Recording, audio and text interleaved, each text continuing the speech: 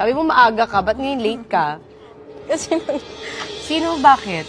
wala po. Alam mo bang ayaw na ayaw ko ng late?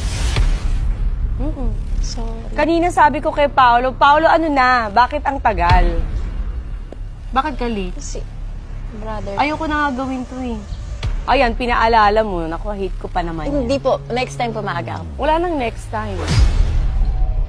Last mo na to. Mama! Bakit? I-late ka eh. Naku, Pao, ano ba to? Di ba niya alam na ayaw ko ng late? Sabi naman sa kanya, O bakit? ewan ko din ito ng bashi ko. Si brother Palagi ba kasi siyang late? Hindi mo ganang attitude yun pag artista ka. Sa taping, ganyan ka din. Prima donna ka. Ganito ba siya sa taping? Hindi po. Totoo?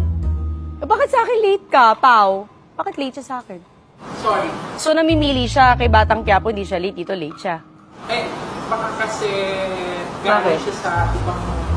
Pinaalala niyo pa kasi, o yan, napikon tuloy ako. Ilang oras ako naghintay? Almost 1 hour. Saan ka galing? Sa bahay po. Bahay lang, na-late ka pa? Sa Batang Quiapo, nalilate ka din? Talaga? O ba't dito late ka? Si kuya kasi nag-ano kanina. Ano?